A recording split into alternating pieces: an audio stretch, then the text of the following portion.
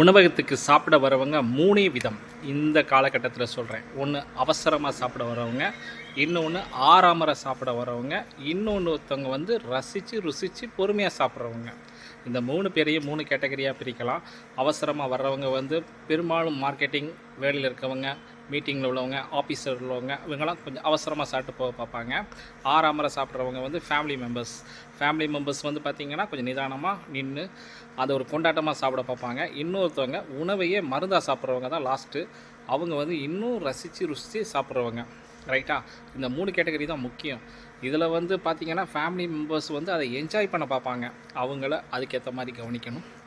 இந்த அவசரமாக சாப்பிட வரவங்க பார்த்திங்களா, அவங்க எதையும் அவங்க வந்து தேர்ந்தெடுத்து தான் வருவாங்க, இந்த இடத்துல இது நல்லாயிருக்கும் அப்படின்னு. ஸோ அவங்கள அந்த விதத்தில் கவனிக்கணும். ஸோ இதுதான் ரொம்ப ரொம்ப முக்கியம். இந்த கடைசி பர்சன்ட் இருக்காங்க பார்த்திங்களா, ருசித்து சாப்பிட்றவங்க, 3வது விதம். அவங்க வந்து செலக்டிவாக சாப்பிடுவாங்க. அவங்க வந்து இப்போ உதாரணத்துக்கு வந்து பார்த்திங்கன்னா வெறும் சிக்கனை மட்டும் சாப்பிட்றவங்க இருக்காங்க, அதுக்கேற்ற மாதிரி அதுக்கான சைட் டிஷ் இப்படி சாப்பிட்றவங்க இருக்காங்க. இந்த 3 விதம் தான் இப்போ கரண்ட்லி இருக்காங்க. ஸோ இதுக்குள்ளே இந்த 3 எல்லாருமே இதுக்குள்ளே வந்துடுவாங்க.